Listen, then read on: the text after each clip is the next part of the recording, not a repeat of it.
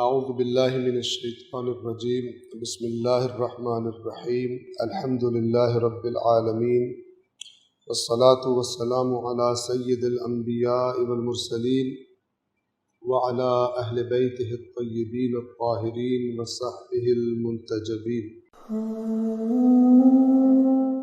اعوذ باللہ من الشیطان الرجیم بسم اللہ الرحمن الرحیم شاکرا لأنعمه اجتباه وهداه إلى صراط مستقيم وآتيناه في الدنيا حسنة وإنه في الآخرة لمن الصالحين ثم أوحينا إليك أن اتبع ملة إبراهيم حنيفا وما كان من المشركين إنما جعل السبت على الذين اختلفوا فيه وإن ربك ليحكم بينهم يوم القيامة فيما كانوا فيه يختلفون ادع إلى سبيل ربك بالحكمة والموعظة الحسنة وجادلهم بالتي هي أحسن إن ربك هو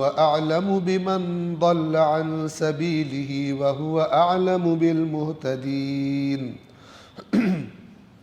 وإن عاقبتم فعاقبوا بمثل ما عوقبتم به ولئن صبرتم لهو خير للصابرين واصبر وما صبرك إلا بالله ولا تحزن عليهم ولا تك في ضيق مما يمكرون إن الله مع الذين اتقوا والذين هم محسنون۔ آیت نمبر 121 میں حضرت ابراہیم کی صفات کا بیان جاری ہے۔ شاکرن لانعمہ، اللہ کی نعمتوں کا شکر گزار۔ پیچھے کیا گزرا کہ نعمتیں دیتے، پوری سورہ نحل میں بار بار یہ چیز گزری ہے۔ اللہ تعالیٰ کہہ رہا نعمت میں دیتا ہوں، یہ ساتھ جن کو انہوں نے میرا شریک بنایا ہوا ہے کہتے ہیں انہوں نے دی ہے، غیر اللہ کا نام لیتے ہیں کہ انہوں نے دی ہے۔ یعرفون نعمت اللہ، اللہ کی نعمت کو پہچانتے ہیں، ثم ینکرونہا، پھر اس کا انکار کرتا۔ اور انکار کیا ہے؟ اس کے ساتھ اوروں کو شریک کرنا کہ وہ نعمت دی۔ تو یہاں پہ حضرت ابراہیم کی کیا صفت بتائی جا رہی ہے؟ جیسے پیچھے گزر وَاشْكُرُوا لِلَّهِ إِن كُنتُمْ وَاشْكُرُوا نِعْمَتَ اللَّهِ، اللہ کی نعمت کا شکر ادا کرو، کسی اور کی نہیں نعمت کی، اس کی نعمت ہے، اس کی نعمت ہے۔ إِن كُنتُمْ إِيَّاهُ تَعْبُدُونَ، اگر تم صرف اللہ کی عبادت کرتے ہو تو نعمت کون دینے والا ہے؟ جو معبود ہے، تو پھر شکر بھی اسی کا ادا کرو۔ تم کہاں سے اوروں کے نام بیچ میں لے کے آتے ہو اور ان کو بیچ میں شریک کر لیتے ہو کہ انہوں نے دیا ہمیں؟ تو لہذا ابراہیم علیہ السلام کی صفت کیا ہے؟ شاکرن لانعمہ، اللہ کی نعمتوں کے شکر گزار تھے۔ وہ نہیں کہتے تھے اللہ نے بھی دیا اور ساتھ انہوں نے بھی دیا ہوا۔ مثلا اجتباہ، اللہ نے انہیں چن لیا، برگزیدہ کر لیا، وَهَدَاهُ إِلَىٰ صِرَاطٍ مُسْتَقِيم، اور اللہ نے اس کی یعنی ابراہیم کی صراط مستقیم کی طرف ہدایت کر دی، سیدھے راستے پر۔ اور سیدھے راستے والے کی یہ صفات ہے۔ 122 وَآتَيْنَاهُ فِي الدُّنْيَا حَسَنَةً، اور ہم نے اسے دنیا میں بھلائی دی۔ یا دنیا کی بھلائی سے کیا مراد ہے؟ حضرت ابراہیم کو اللہ نے اولاد بھی عطا کر دی نیک، مثلا انبیاء کا وہ بنا دیا۔ پوری کتنے انبیاء ہیں کہ جو حضرت اسحاق کی طرف سے، یعقوب اور اسحاق کی طرف سے آئے، اور اس کے بعد سرور کائنات بھی مثلا کس کی اولاد میں سے ہے؟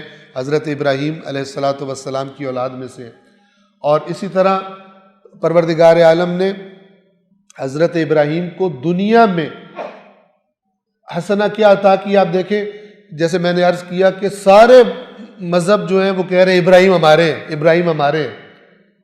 ایسی شخصیت حضرت ابراہیم کو اللہ تبارک و تعالی نے بنا دی۔ یہ دنیا میں یہ جو دعا ہے ربنا آتنا فی الدنیا حسنہ، یہ اس سے مراد کوئی دنیا وہ نہیں ہے، یعنی جو تو اپنے نیک بندوں کو دیتا ہے وہ توفیقات،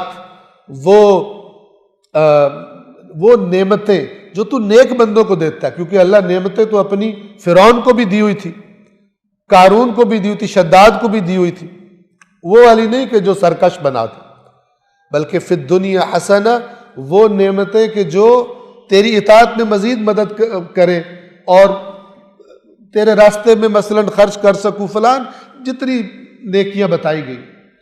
فی الدنیا حسنہ وفی الآخرۃ حسنہ، آخرت میں حسنہ کیا ہے؟ اسی آیت میں دیکھیں حضرت ابراہیم کے بارے میں فرما رہے ہیں وَآتَيْنَاهُ فِي الدُّنْيَا حَسَنَةً وَإِنَّهُ، اور یقیناً وہ یعنی ابراہیم فی الآخرۃ لمن الصالحین، آخرت میں یقیناً وہ صالحین میں سے ہوں گے.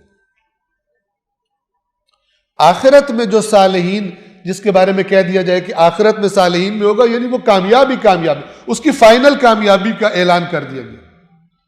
کیوں؟ ہو سکتا ہے دنیا میں آج کوئی بندہ صالح ہو لیکن خراب ہو جائے، ڈی ٹریک ہو جائے. حضرت ابراہیم کی دنیا آخرت دونوں کی اللہ تعالیٰ نے اس آیت میں گواہی دی کہ اس کی دنیا بھی اور اس کا انجام فائنل وہ بھی کس میں ہے؟ لمن الصالحین. اور یہاں سے دیکھیں کہ صالحین، عام مومنین بھی صالحین میں شمار ہوتے ہیں، لیکن صالحین کے گروپ میں اوپر کے لیول پر کون ہے؟ خود انبیاء. حضرت ابراہیم علیہ السلام جیسی شخصیت اللہ تعالیٰ فرما رہے وَإِنَّهُ فِي الْآخِرَةِ لَمِنَ الصَّالِحِينَ. آیت نمبر 123 میں حضرت ابراہیم کی ایک اور عظمت، اور وہ عظمت کیا ہے کہ اللہ اپنے آخری رسول کو کیا حکم دیا ہے؟ ابراہیم کے آئین کی پیروی کرنی ہے. ملت ابراہیم، ملت عربی زبان میں کسے کہتے ہیں؟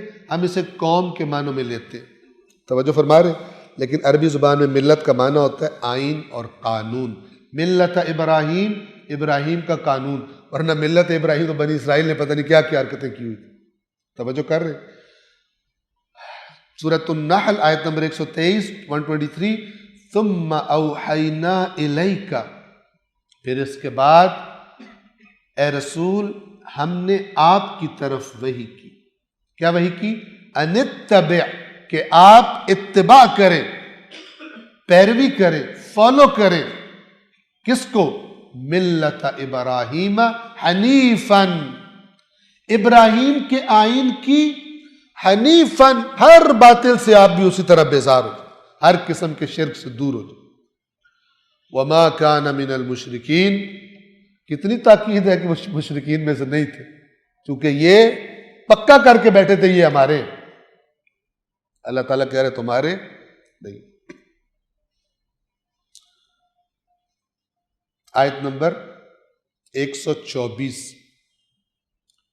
سبت کے بارے میں آپ کو پتہ ہے ہفتے کا دن یہودیوں کے لیے عبادت کا دن قرار دیا گیا. اس بستی کا ذکر آپ نے پڑھا ہے کہ پھر انہوں نے تجاوز کیا اور مچھلیاں پکڑی، تعویلیں کر کے ہفتے والے دن ان کو بند کر لیتے تھے اور اتوار والے دن پکڑتے تھے، کہتے تھے ہم نے تو ہفتے والے دن تو نہیں پکڑا نا، ان کے واپس جانے کا راستہ بند کر دیتے.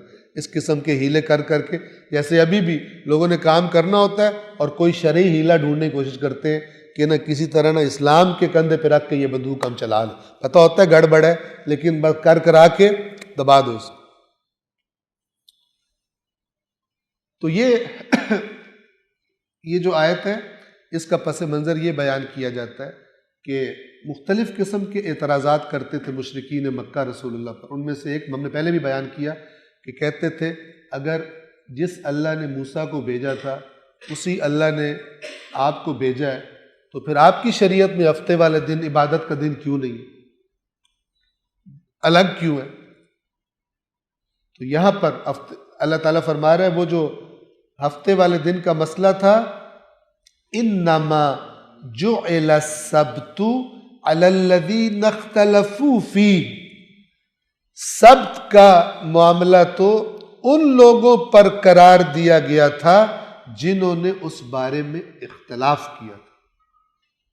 یعنی یہ ان کی آزمائش تھی جنہوں نے اختلاف کیا اس کو.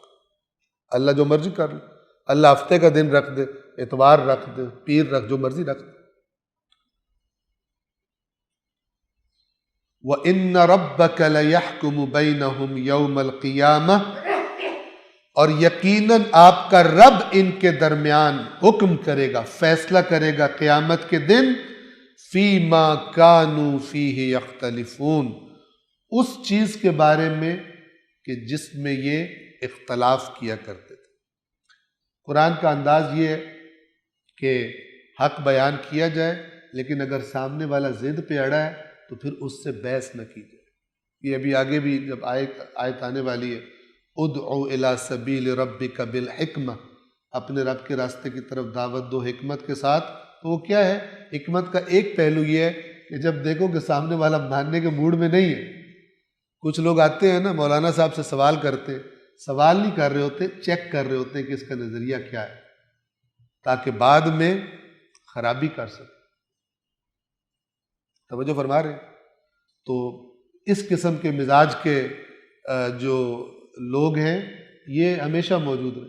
تو اللہ نے فرمایا کہ جو ہے نا وَإِذَا خَاطَبَهُمُ الْجَاهِلُونَ قَالُوا سَلَامًا، جب جاہل یعنی جاہل مزاج، ورنہ تو جاہل جب سب توجہ کرے، یہ جاہل سے کبھی ایک دفعہ مراد ہوتا ہے وہ جو جانتا نہیں ہے، اس کو تو بتانا ہوتا ہے، ایک دفعہ جاہل مزاج ہے، جہالت پہ ڈٹا ہوا۔ یہ لوگ کیا کرتے ہوتے؟ جاہل ہیں، اپنے آپ کو عالم سمجھ کے بحث کرنے کے لیے بات کرتے۔ تو جب اللہ کے بندوں سے، اللہ نے اپنے عباد الرحمن کی نشانیوں میں یہ بتایا کہ جب ان سے اس قسم کے جاہل خطاب کرتے ہیں، قالوا سلاما، اچھے طریقے سے سلام کر کے نکل جاتے، ان سے الجھتے نہیں، پتہ ہوتا ہے انہوں نے نہیں مانی بات۔ اس قسم کی بحثیں کرنا فضول ہوتی، اور اس قسم کی بحثیں ہوتی ہے جو آپ اپنے ماہ رمضان میں ٹی وی پہ دیکھ رہے ہوتے ہیں، اور بٹھا کے لڑا رہے ہوتے ہیں مختلف مسالک کے علماء کو۔ اور خداوند عالم ہم پہ رحم کرے کہ اور ان سے کوئی پوچھے کہ تم جو مختلف مسالک کے علماء کو بلاتے ہو تو بے شرمو، کبھی ان سے یہ بھی کہا ہے کہ مشترکہ چیزیں اسلام کی بیان کریں؟ قرآن کو سب مانتے، مشترکہ چیزیں بیان کریں، اور اختلافی باتوں کو تیلیاں لگا رہے ہوتے ہیں، بھڑکا رہے ہوتے ہیں۔ کیوں بھلا؟ ان کو پتہ ہے اس قوم کو لڑائی دیکھنے کا بہت شوق ہے۔ اس ملک میں مرغے بھی لڑائے جاتے تھے، ریچھ اور کتے لڑائے جاتے تھے، کتے آپس میں لڑائے جاتے تھے، بٹیر آپس میں لڑائے جاتے، یہ لڑائیوں کا شوق ہے، ٹھیک ہے نا؟ اور انسانوں کی لڑائی دیکھنے کا تو بہت شوق ہے۔ ان کو پتہ ہے کہ جب لڑائی ہوتی ہے کسی چینل پر، ساری قوم ادھر آ جاتی ہے بھن بھناتی ہوئی، ریٹنگ اس کے اوپر ہو جاتی ہے۔ جہاں پہ ہدایت اور نصیحت کی بات ہو رہی ہو وہاں ان کو نیند آنا شروع ہو جاتی ہے، وہ دیکھتے ہی نہیں۔ ہاں کوئی ناچ گانا زبردست قسم کا لگا دو، ادھر ریٹنگ اوپر ہو جائے گی۔ ابھی ماہ رمضان میں اگر یہ نہیں کر سکتے تو پھر مولاناؤں کو لڑاؤ آپس میں، جو زیادہ اچھا لڑا لے گا اس کی ریٹنگ اوپر چل جائے گی۔ اس کو سمجھیں آپ۔ حالانکہ ان کو چاہیے یہ تھا، اگر ان کو کوئی سینس ہوتی دین کی اور قرآن کی کہ ایک پورا مہینہ ہے دین بتانے کا، تم وحدت کی طرف، اتحاد کی طرف بلاؤ۔ لیکن وہ جو بیٹھا ہوتا ہے یا جو بیٹھی ہوتی ہے، اس کو تو تبھی زیادہ پیسے ملیں گے نا جب ریٹنگ اوپر جائے گی۔ تو ریٹنگ اوپر اس قوم کا مزاج کیا ہے کہ جتنی تیلی لگاؤ گے اتنی ریٹنگ۔ خطیب جتنا تیلی باز ہوگا، جتنا دوسروں کو گندا کرے گا بیٹھ کر اپنی زبان سے، اتنا جناب اس کی ریٹنگ اوپر جائے گی۔ یہ کہاں سے آ گیا یہ شیطانی طریقہ؟ جو حقیقی عالم ہے اسلام کا اور وہ قرآن جانتا ہے، تو حکم قرآن ہے مسلمانوں کا اتحاد، حکم قرآن ہے۔ کئی آدمیوں کو اپنے آپ کو عالم کہتے ہیں، اس بات کی سینس ہی نہیں ہے۔ اور جس کو پھر قرآن مجید سے یہ پتہ چل گیا کہ حکم اتحاد ہے، اللہ کا حکم ہے مسلم، وَاعْتَصِمُوا بِحَبْلِ اللَّهِ جَمِيعًا وَلَا تَفَرَّقُوا، سب مل کے، اکیلے گھر بیٹھ کے نہیں اتحاد کرنا، اپنی فیملی سے، سب سے کرو۔ شوہر شیعہ، بیوی سنی، ہم نے اتحاد کیا ہوا تھا، یہ بھی اتحاد ہے، لیکن سب نے مل کے، پوری قوم نے اتحاد کرنا۔ یہ حکم قرآن ہے، اور انہوں نے فتنہ انگیزیاں کرنے کے لیے تعویلیں گھڑی ہوئی ہیں، اور عوام کو پتہ نہیں چلتا چونکہ قرآن مجید سے دور۔ پورا مہینہ جھگڑے دیکھتے ہوئے گزر جاتا۔ پھر سوشل میڈیا پہ وائرل جس کلپ میں لڑائی ہوتی وہ وائرل ہو رہے ہوتے، پھر ایک دوسرے کو گالیاں دے رہے ہوتے، پھر کہہ رہے ہوتے ہیں ایک مسئلہ کو دوسرے مسئلے کو، اور ان لانتیوں نے نہیں ماننا، دوسرے کہہ رہے تھے ان جہنمیوں نے نہیں ماننا، اور اسی طرح ان کی زندگی گزر رہی ہے شعور سے خالی۔ اس لیے اللہ کا دین آیا تھا کہ آپس میں لڑو اور غیر مسلموں سے جوتے کھاؤ۔ دنیا میں بھی کسی مقام کے قابل نہیں رہ گئے۔ معاشرہ دیکھیں کرپشن والا، عجیب۔ پورا مہینہ اللہ نے رکھا، روزے فرض کیے گئے لعلکم تتقون، تاکہ جب روزے ختم ہو تمہارا تقوی اچھا ہو۔ یہ چاند رات پہ ناچ ناچ ناچ کے سارا بیڑا غرق کر دیتے، میوزیکل نائٹس ہو رہی ہوتی، کچھ لوگ پتہ نہیں اور کیا کیا حرکتیں کر رہے ہوتے ہیں چاند رات۔ کہاں دین کو اٹھا کے پھینک دیے، روزے کو بطور رسم، نماز کو بطور رسم، نماز بھی پڑھ رہا ہے، دکان پہ ناپ تول میں کمی بھی کر رہا ہے بے ایمان، رشوت بھی کھا رہا ہے، آفس میں نماز بھی پڑھ رہا ہے، صبح تلاوت بھی کر رہا ہے، لیکن رشوت بھی نہیں چھوڑتا۔ کس نے کہا یہ دین ہے؟ دین کا تو بیسک ہدف ہی اللہ کی اطاعت کروانا ہے اور خرابیاں چھوڑوانا ہے۔ اب خرابی میں نے نہیں چھوڑنی اور دین کی چیزوں کو میں کروں تاکہ میرا بیلنس ہو جائے اور میری بخشش ہو جائے۔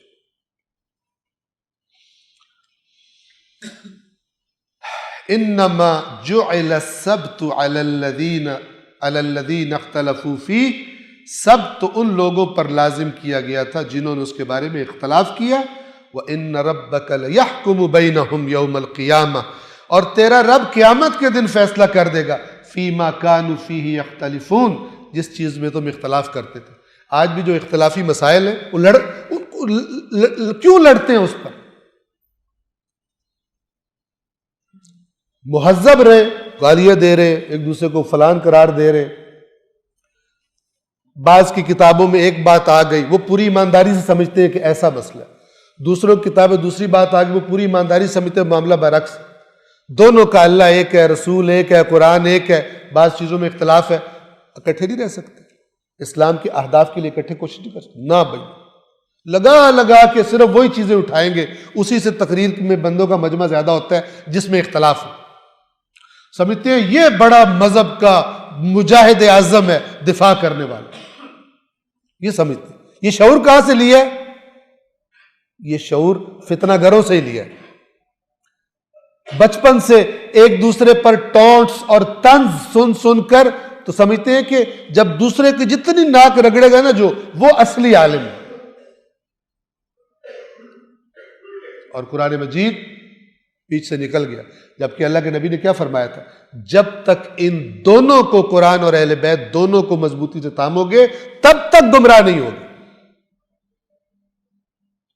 یہ سمجھتے ہیں کہ ہم ہر ایک سمجھتا ہے کہ جو قرآن نے فرمایا کل حزب بما لدیہم فرحون، ہر گروہ یہ سمجھتا ہے کہ جو اس کے پاس ہے اس پہ خوش ہے، ہمارے جیسا ہے ہی کوئی۔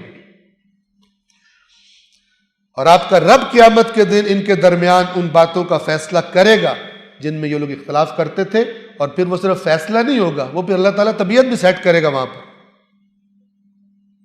کہ تم لوگ، تمہارے میں اتنی سینس نہیں تھی، تمہیں اتنے احکامات دیے گئے تھے اکٹھے، اتنا ڈرایا گیا تھا، کہا گیا تھا اے رسول جن کو دین میں تفرقے بازی کا شوق ہے آپ کا ان سے کوئی تعلق نہیں، آج تمہیں پتہ چلے گا تمہارا رسول سے کوئی تعلق نہیں تھا، تم یہ تفرقہ فرقہ ڈالنے والی باتیں کرتے تھے، تمہارا ہمارے رسول سے کوئی تعلق نہیں۔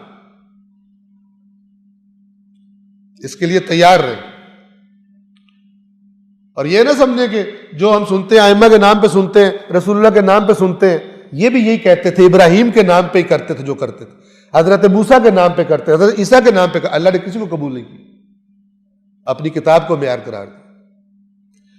اصول یعنی پالیسی جو اسلام کی ہے وہ قرآن ہے۔ اگر قرآن نے کہا کہ مثلا اتحاد پالیسی ہے امت کا، تو کسی کی جرت نہیں ہونی چاہیے کہ وہ غیر از قرآن کسی چیز دلیل کو لائے اور کہے کہ نہیں اتحاد نہیں کرنا۔ مولا علی سے بڑھ کر کون گریبان پکڑے گا ان کا قیامت کے دن؟ ائمہ میں اول امام مولا علی علیہ السلام ہے نا، ان کی سیرت کیا بتاتی ہے؟ کتنی لڑائیاں کی ہیں انہوں نے خلفاء کے ساتھ، کتنی جنگیں کی ہیں، کتنے اختلافات، کتنے ٹکڑے کیے ہیں امت کے، بتائیے. سب سے پہلے وہ پکڑیں گے میرے نام پہ تم نے یہ کیا، تمہیں یہ نظر نہیں آیا کہ میں نے کیا کیا تھا، میرا اختلاف تھا، میرے ساتھ مسائل تھے، لیکن میں نے کیا کیا. تمہیں میرے مسائل تو یاد رہے، یہ بھول گیا کہ میں نے پالیسی کیا رکھی. نہ قرآن مجید نے اختلاف کی، افتراق کی اجازت دی تھی، نہ میری سیرت تمہیں یہ بتاتی تھی، تم پھر کہاں نکل گئے. لہذا جو مسلم چیزیں ہیں باقی چیزوں کو ان کے سائے میں نیچے رکھنا چاہیے، اور جو ان سے ٹکرانے والی چیزیں ان کو سائڈ پہ کرنا چاہیے. یہ بات اس امت کو سمجھ میں نہیں آئی. ایک دوسرے کو ڈوز دیتے دیتے ساری عمر گزر جاتی، کتنے 100 سال گزر گئے، لاکھوں لوگ بلکہ کروڑوں میں تعداد چلی جاتی ہے جو اس شیعہ سنی لڑائی میں قتل ہوئے، آج بھی ہو رہے. عبادت جنت میں جانے کا وسیلہ سمجھ کے ایک دوسرے کو قتل کرتے. اللہ کے نبی نے کن کو کہا تھا میرے بعد الٹے پیروں پھر نہ جانا کہ ایک دوسرے کی گردنیں مارنے لگو. اب یا تو اللہ کا نبی سچا ہے یا یہ سچے. ایک دوسرے کی گردنیں اتارنے لگو، اپنے پاس سے من گڑت دلیلیں اپنے پاس سے کافر قرار دو. یہ اتنی گندی بیماری ہے کہ ایک مسلک کے لوگ بھی اختلاف ہو جائے ایک دوسرے کو کافر کر دیتے.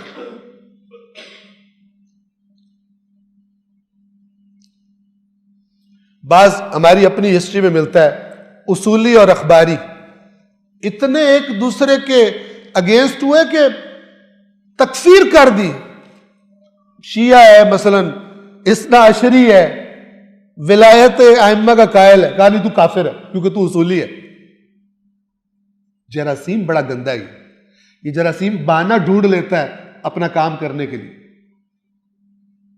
کیسے تھوڑا سا اختلاف ہو اتنا کھینچو اس کو، اینڈ میں دین سے ہی خارج کر دو. آج بھی یہی ہو رہا ہے.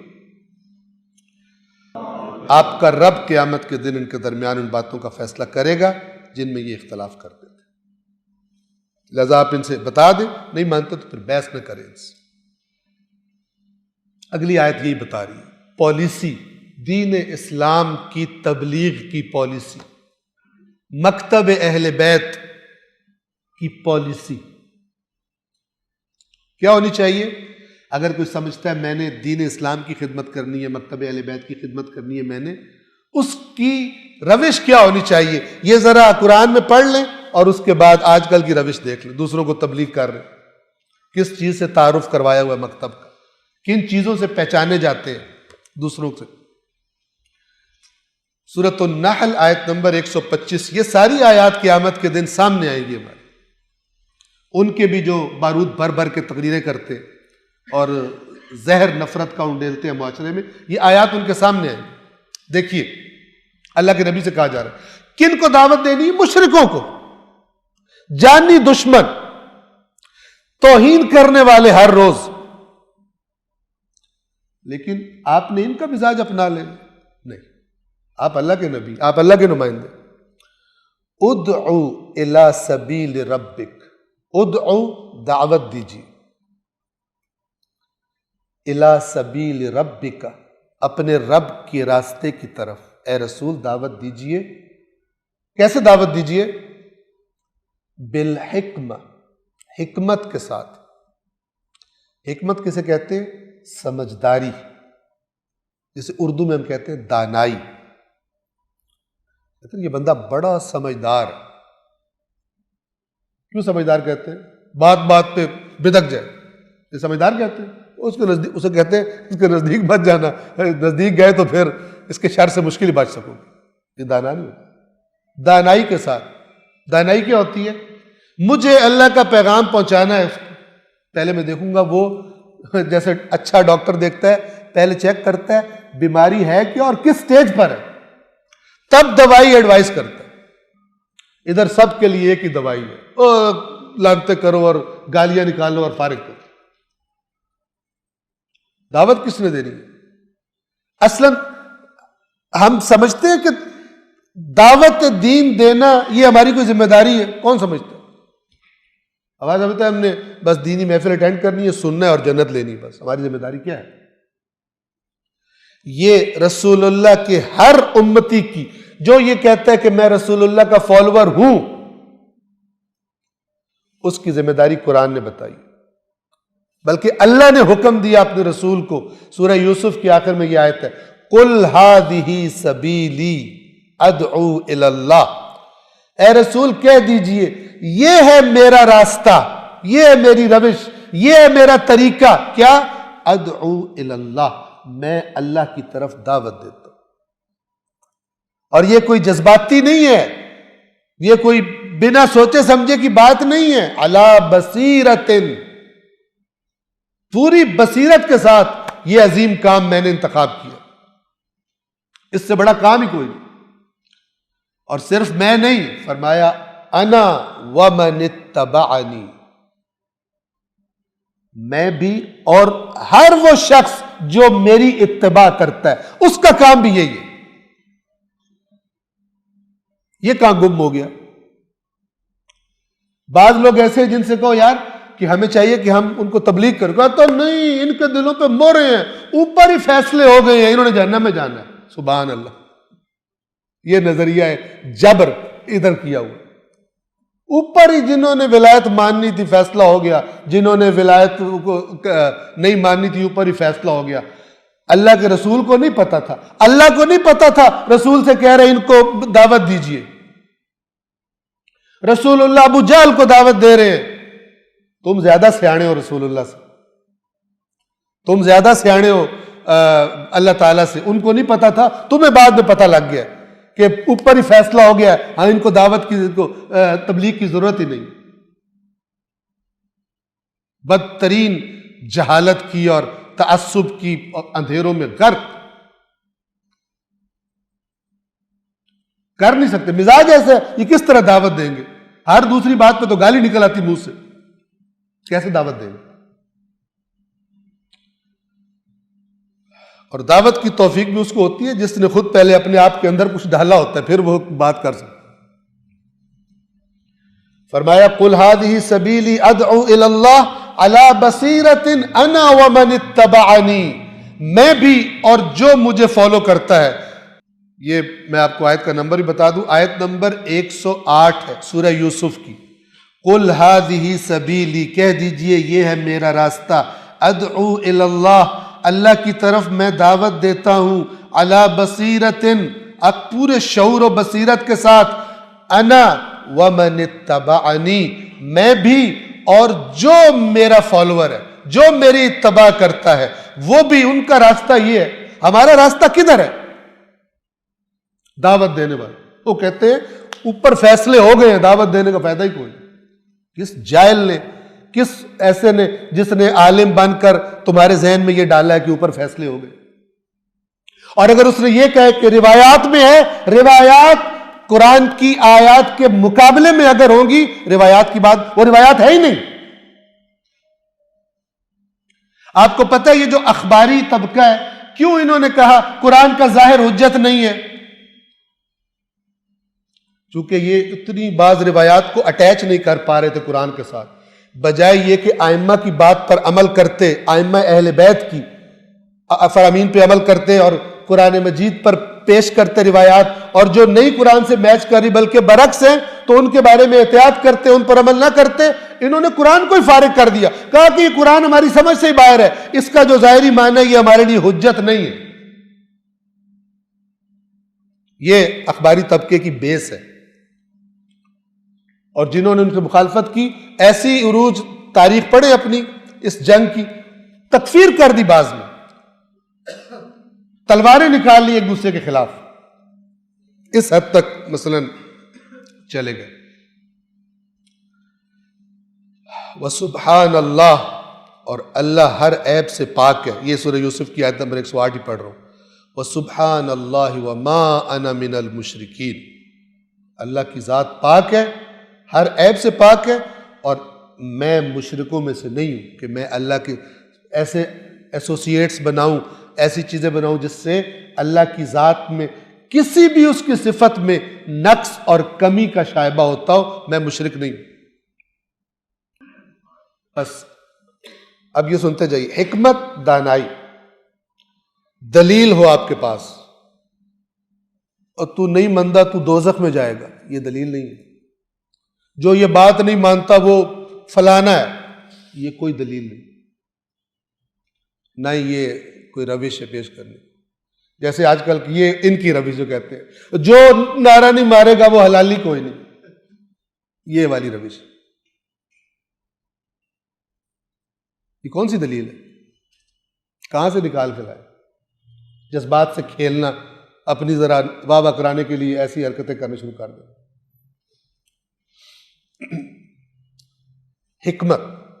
حکمت کیا ہے؟ بات دلیل کے ساتھ، سوچی سمجھی نپی تلی بات۔ دوسرا، والموعظۃ الحسن، موعظہ کہتے ہیں نصیحت۔ موعظہ کیسے ہوتا؟ پھر صرف موعظہ کا لفظ بھی اپنا معنی دے رہا ہے، اچھا معنی، نرمی والا، کہ اگلے بندے کو فیل ہو کہ تم اس کے خیر خواہ ہو۔ ٹھیک ہے، نصیحت کرنے والا جو موعظہ کر رہا ہوتا ہے، جیسے باپ بیٹے کو سمجھاتا ہے، مثلا استاد شاگرد کو سمجھاتا ہے، تاکیداً کیا فرمایا؟ الموعظۃ الحسنہ، یعنی عام واز بھی نہ ہو، خوبصورت طریقے، تمہارا پہلے اپنا پلان اتنا اچھا بناؤ تمہاری طرف سے کمی کوئی نہ ہو کہ کیسے اس کو دعوت دینی۔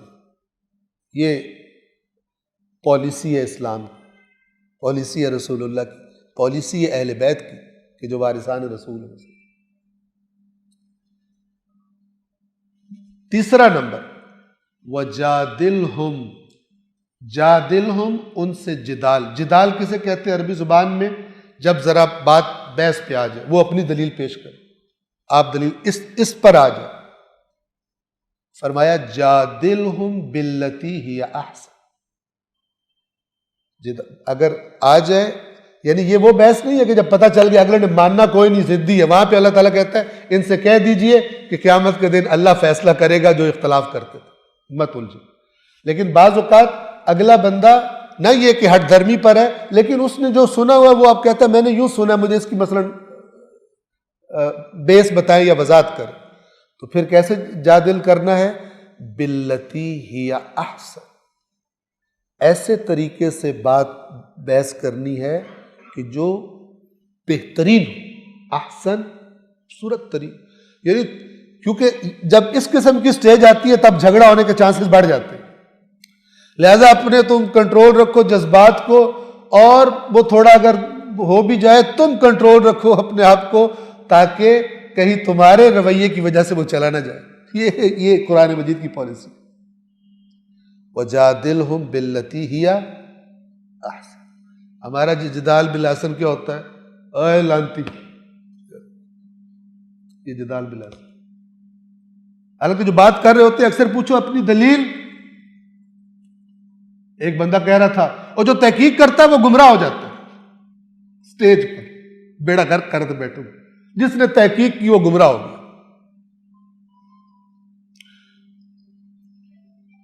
بات کر رہا ہے، اب اس کو ہے کہ ایسی بات کر رہا ہوں کہ شاید لوگ نہ مانے، کہتا سر ہلانے والے زندہ باد، سر ہلانے والے حلالی زندہ باد، جو نہیں بھی سر ہلا رہا بیچارہ وہ بھی یوں کر رہے۔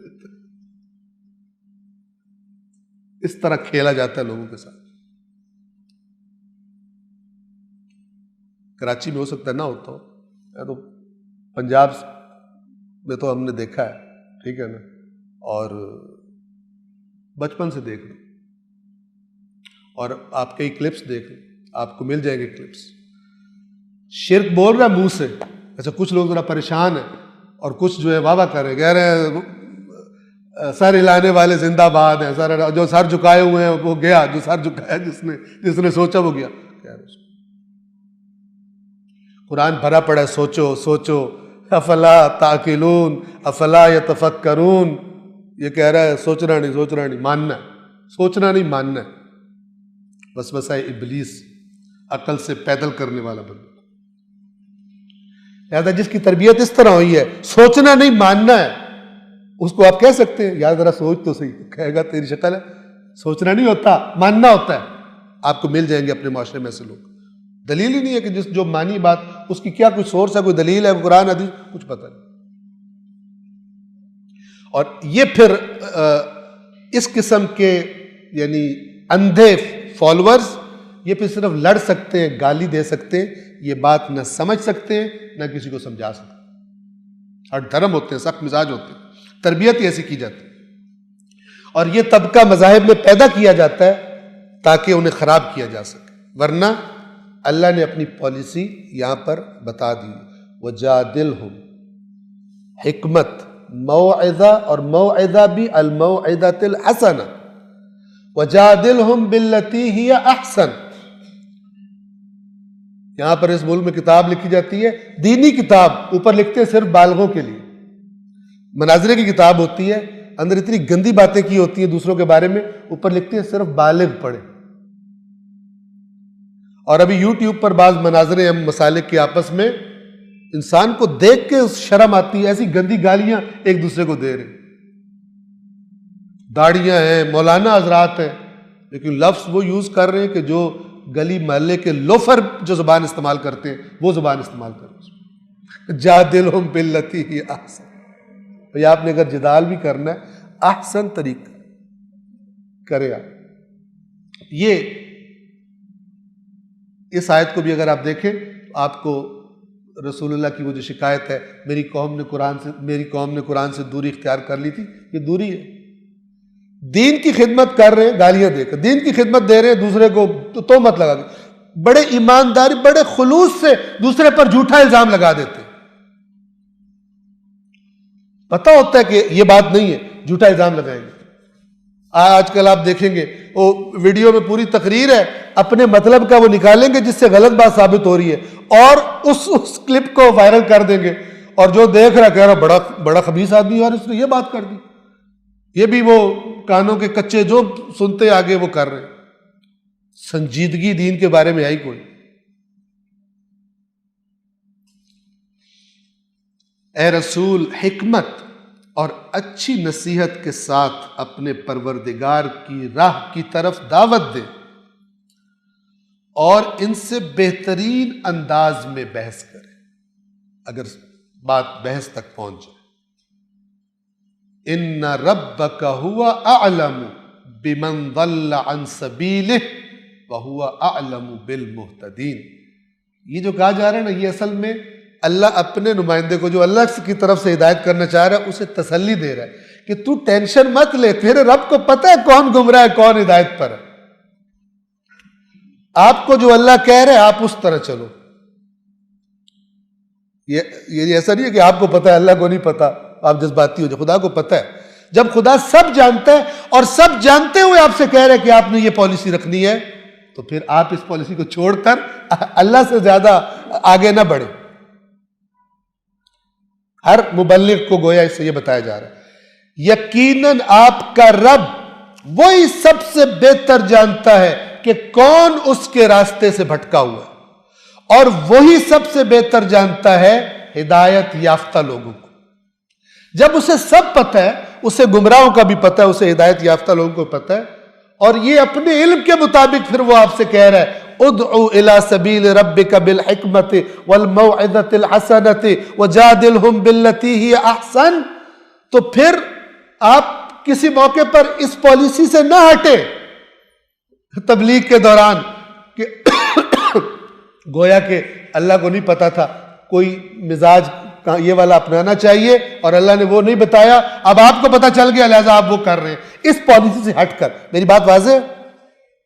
یعنی وہ جو سب ہر چیز کا علم رکھتا ہے، انسانوں کی نفسیات کا، کیا باتیں اچھا اثر ڈالتی ہیں، کیا انداز اچھا اثر ڈالتا ہے، انسان کیسے اٹریکٹ ہوتے ہیں، اسے پتہ ہے گمراہ کس کس قسم کے موجود ہیں، اسے پتہ ہے ہدایت یافتہ کیسے کیسے. وہ سب علم رکھنے والا جو بات کرتا ہے اپنے علم کی روشنی میں کرتا ہے. اس نے جو بات بتائی ہے وہ پرفیکٹ ہے، اس نے جو پالیسی دی ہے اس میں کوئی کمی نہیں ہے. اب اگر کوئی اس پالیسی سے ہٹ کے کر رہا ہے، سمجھ رہے اللہ سے زیادہ سیاح ہے. کہ اللہ کو نہیں پتا چلا کہ یہاں پر ان سے ایسی بات کرنی ہے کہ ان کی ناک زمین پر رگڑی ہے، ان کو گالیاں دینی ہے، ان کو یہ کرنا ہے، یہ اللہ کو نہیں پتا تھا، ورنہ اللہ اس میں چوتھی بات وہ بھی ایڈ کر دیتے۔ اور آپ کیا دیکھیں گے کہ وہ چوتھی بات ہی چھائی ہوئی ہے، حکمت، موعظۃ الحسنہ اور جدال بالاحسن۔ کہاں پر؟ جو جتنا جذباتی ہے، جو جتنے مذاق اڑاتے۔ مجھے بتائیے دوسرے مسلکوں کا مذاق اڑانا یہ ان تینوں میں سے کس میں آتا ہے؟ حکمت میں آتا ہے۔ اللہ نے منع کیا وَلَا يَسْخَرْ قَوْمٌ مِّن قَوْمٍ، یا ایھا الذین آمنوا، اے ایمان والو، یہ کئی ایمان والوں سے جا رہا ہے، لا يسخر قوم من قوم، ایک قوم دوسری کا مذاق نہ اڑائے، عسیٰ ان یکونوا خیرا منہم، ہو سکتا ہے وہ بہتر مذاق اڑانے والوں سے۔ ادھر بازار گرم ایک دوسرے کے، اور یہ لطیفے اور یہ ٹونٹس یہ صرف نفرتیں بڑھاتے ہیں، یہ اس سے کوئی اپنے مسلک کی خدمت نہیں کرتا۔ شیعہ ہو یا بریلوی ہو یا دیوبندی ہو، اہل حدیث ہو، دوسروں کے بارے میں طنزیہ جملے بولنے اور فلان کرنے، وہ اندر اپنا اندر باہر آ رہا ہوتا ہے، نہ کہ دین نے یہ بتایا ہوا بالحکمہ، تنہائی کے ساتھ۔ اور جو اس پالیسی سے ہٹ کے جس نے دین کی اپنی طرف سے خدمت کی ہے، اللہ کو جواب دے گا، چونکہ اس کے برے اثرات پھر پورے معاشرے میں ہوں گے۔ اگر عالم یہ حرکت کرے گا، پورا معاشرہ نفرت کا شکار ہوگا، سب کا جواب دے گا۔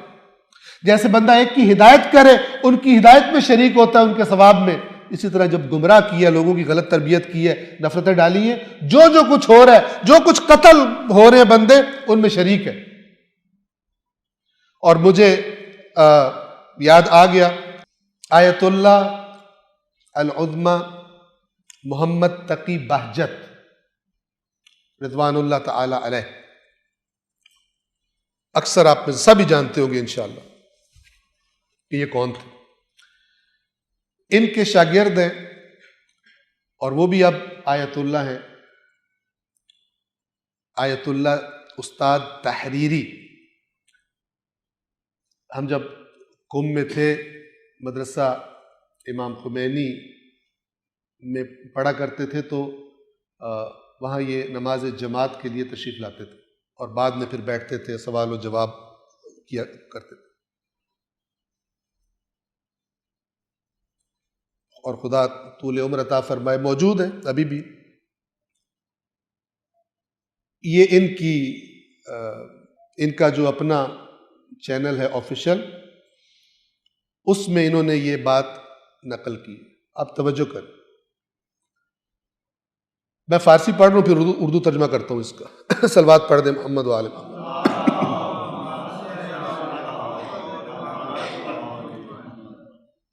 فرماتے ہیں بندے چندین بار از مرحوم آیت اللہ العظمی بہجت رحمت اللہ علیہ شنیدم، بندہ یعنی میں نے کئی بار مرحوم آیت اللہ العظمی بہجت رحمت اللہ علیہ سے سنا ہے، کئی بار،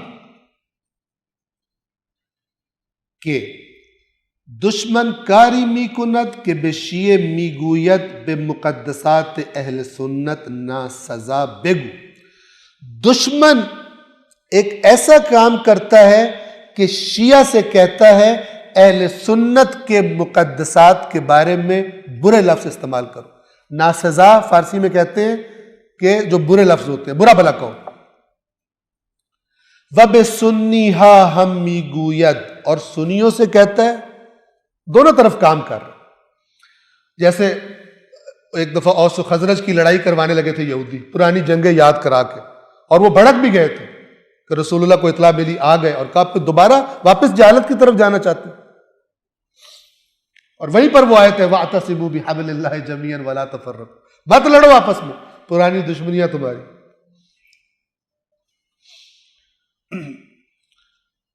وہ کسی جگہ پر اگر شیعہ سنی اتحاد ہونے لگا، کسی اس طرح کے تربیت یافتہ کو خارج شروع ہو جاتی، کیا کہتا ہے اب شیعہ سنی اتحاد کریں؟ کیسے جذبات کو چھیڑے گا؟ جیسے وہ اوس و خزرج، بڑا ظلم کیا تھا خزرج والوں نے، اوس وہ بھڑک رہے، لڑنے لگے تھے آپس میں۔ لہذا دیکھیں گا شیعہ سنی کہیں پر کوئی ماحول بن رہا ہے ذرا قریب آنے کا، کہے گا علی اور ابو بکر کا کبھی اتحاد نہیں ہو سکتا، حق اور باطل کبھی، بھڑک جائیں گے لوگ، وہ لوگ سمجھیں گے کہ پتہ نہیں کیا ہونے جا رہا ہے، چلو جی لڑائی شروع۔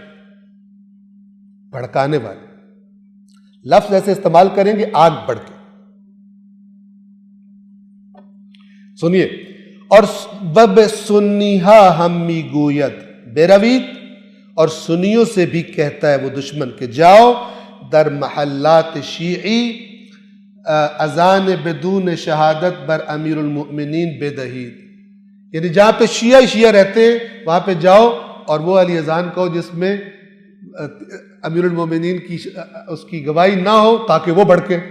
یعنی جس سے شیعہ چھیڑتے ہیں ان کو چھیڑو، جس سے سنی چھیڑتے ہیں ان کو چھیڑو. اب اصل جو آپ کو سنانا ہے وہ یہ جملہ ہے. فرماتے ہیں بندے چندین بار از ایشان شنیدم، میں نے بندے نے کئی مرتبہ ان سے یعنی آیت اللہ العظمی بہجت سے سنا ہے.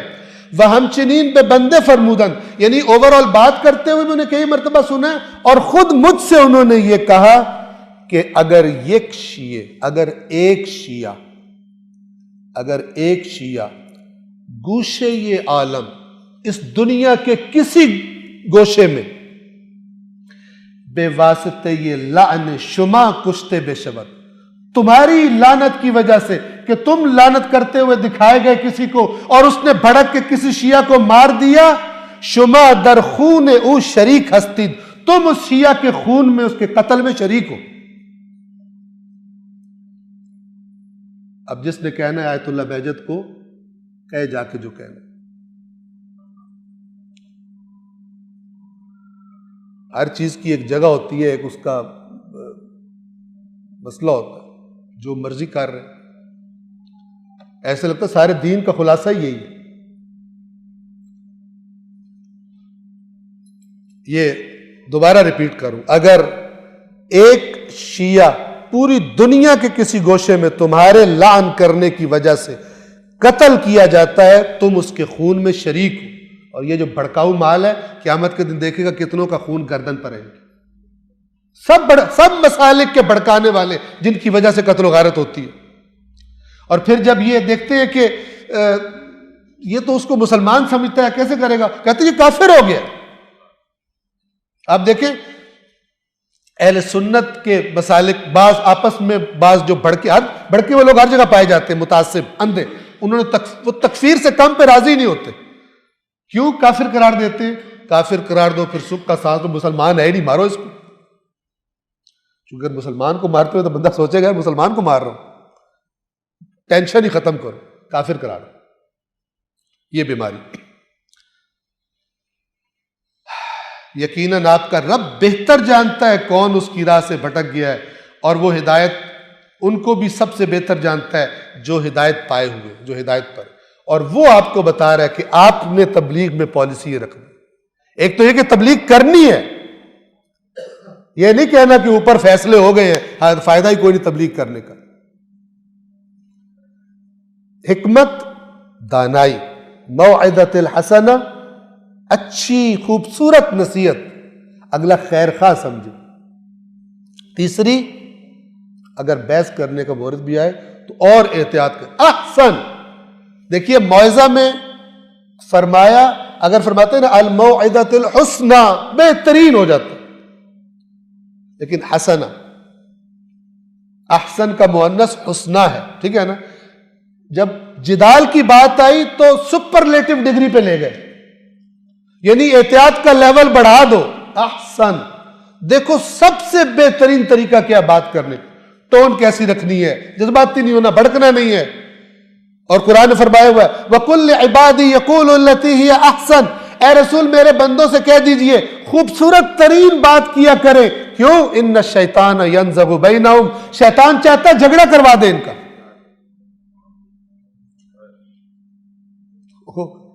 مشکل ہے قرآن، کلیئر. مشکل کہیں اور ہے، اور کہیں سے شارٹ سرکٹ ہو گیا. اللہ نے جو پالیسیاں دینی تھی اللہ نے بڑے وضاحت سے بیان کر دی. ہر چیز پر یہ میں نے کہا نا، یہ پالیسی ہے اسلام کی، یہ ہر چیز پہ حاوی ہو. اور مد مقابل کون تھے رسول اللہ کے؟ مشرک.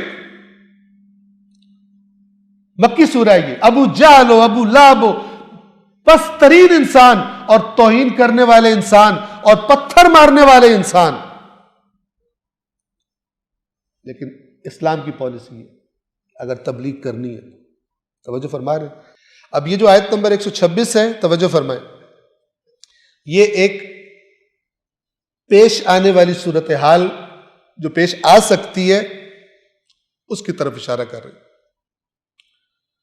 کہ اگر کوئی تم پر کوئی تجاوز کرے، کوئی زیادتی کرے، کوئی جسمانی نقصان پہنچا دے اور اس کو جواب دینا بھی ضروری ہو اس طرح، تو پھر کیا کرو گے؟ جتنا اس نے کیا ہے اتنا کرو گے، تجاوز نہیں کرو۔ اس میں بھی اللہ کو اوبے کرو گے تم۔ کچھ ہوتے ہیں لاتوں کے بھوت ہوتے ہیں، جب تک ان کو مثلاً اس زبان میں بات نہ کی جائے، اگر وہ کرے مثلا وہ مارتا ہے آ کر، تو پھر یہ نہیں ہے کہ جس طرح مسیحیت کی تحریف شدہ تعلیمات ہے کہ ادھر تھپڑ مارا تو دوسرا بھی آگے کر دو کہ دوسرا مارے۔ نہیں، اسلام یہ نہیں کہتا۔ اسلام کہتا ہے کہ تم بھی مارو تاکہ آئندہ اس کی جرات نہ ہو کہ وہ تمہیں یہ کام کر سکے۔ وَإِنْ عَاقَبْتُمْ، اور اگر تم بدلہ لینا چاہو، فَعَاقِبُوا بِمِثْلِ مَا عُوقِبْتُمْ بِهِ، تو اسی قدر بدلہ لو جس قدر تمہارے ساتھ زیادتی کی گئی۔ اور ریکمینڈڈ کیا ہے؟ وَلَئِن صَبَرْتُمْ، اور اگر صبر کر لو، برداشت کر لو۔ یہ وہ برداشت نہیں ہے کہ جو ظلم برداشت کرنا ہے اور بزدلی کی وجہ سے ہے کہ ظالم اور جوش میں ہے، وہ نہیں ہے۔ مقام ہوتا ہے ایک صبر کا کہ انسان اگر خود پہ کنٹرول کرے، اگلا شرمندہ ہو جائے کہ یار میں نے اتنا کچھ کہا، وہ شریف آدمی آگے سے نہیں بولا، دل میں سوچے گا، جا کے اثر ہو جائے گا آپ کا، آپ کنٹرول کریں۔ لہٰذا کتنے برے جملے بولتے تھے رسول اللہ کو، مثلا پتھر بھی مارتے تھے، رسول اللہ نے مارا پتھر۔ فرمایا اگر جذباتی ہو جاؤ اور جواب بھی دو تو اتنا ہی جتنا اس نے کیا۔ وَلَئِن صَبَرْتُمْ، کیونکہ تبلیغ کی بات ہو رہی ہے، تم نے اللہ کے دین کی تبلیغ کرنی ہے۔ وَلَئِن صَبَرْتُمْ لَهُوَ خَيْرٌ لِلصَّابِرِينَ، تو وہ تو بہت بہتر ہے صبر کرنے والوں کو۔ توجہ فرما رہے ہیں؟ صبر یہ کہ خود کو کنٹرول میں رکھنا پڑے گا، اپنے ہدف پہ نظر رکھنی ہے۔ میں نے مثلا اس کی ہدایت کرنی ہے تو میں اس وقت کیا کروں؟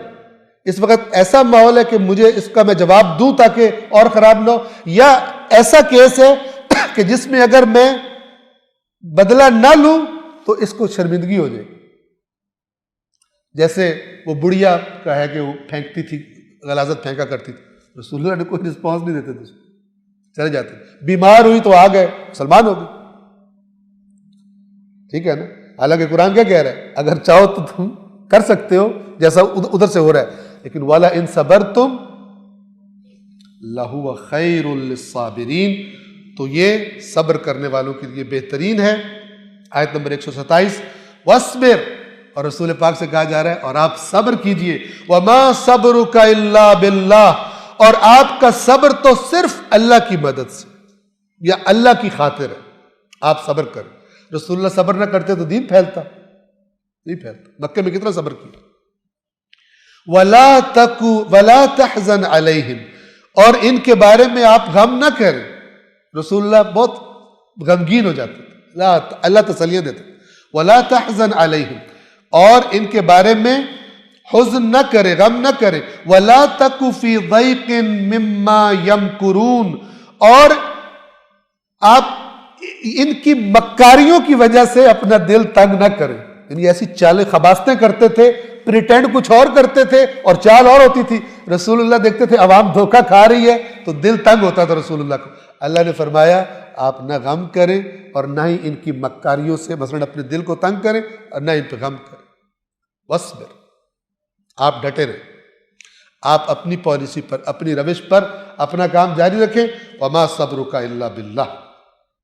آیت نمبر 128 کے جو آخری آیت ہے سورۃ النحل کی، ان اللہ مع الذین اتقوا، صبر تقوی کی شکل ہے، خود کو کنٹرول رکھنا، یعنی دشمن نے بھڑکایا آپ نہیں بھڑکے، آپ متقی ہیں، آپ کنٹرول میں رکھتے ہیں۔ توجہ فرما رہے ہیں؟ ان اللہ مع الذین اتقوا، یہ بھی رسول اللہ کو تسلی دی جا رہی ہے اور باقی مومنوں کو بھی، یقیناً اللہ ان کے ساتھ ہے جو صاحبان تقوی ہے۔ تقوی یعنی احتیاط، تقوی یعنی خرابیوں سے بچنا، یعنی اسی پہ کاربند رہتے ہیں جو اللہ نے پالیسی دی ہے، یقیناً اللہ ان کے ساتھ ہے۔ والذین ہم محسنون، اور وہ لوگ کہ جو محسنون ہیں، اچھے کام کرتے ہیں، اچھی باتیں کرتے ہیں، اچھے اعمال کرتے ہیں، اچھے اخلاق رکھتے ہیں، یہ سب محسنین میں شامل ہیں۔ اوپر والے کانٹیکسٹ کو آپ دیکھ لیں تو تقوی، صبر، تقوی اور اچھے کام، یہ سارے کس میں بات تبلیغ کی ہو رہی ہے، اور صورت یہاں پہ اینڈ ہو رہی ہے کہ ان مشرکین کی ساری خرافات چیزوں کا مقابلہ آپ نے، اے رسول، آپ نے بھی، اور آپ کے مثلاً جو ساتھی ہیں آپ کے راستے پہ چل رہے ہیں، انہوں نے کس طرح مقابلہ کرنا ہے۔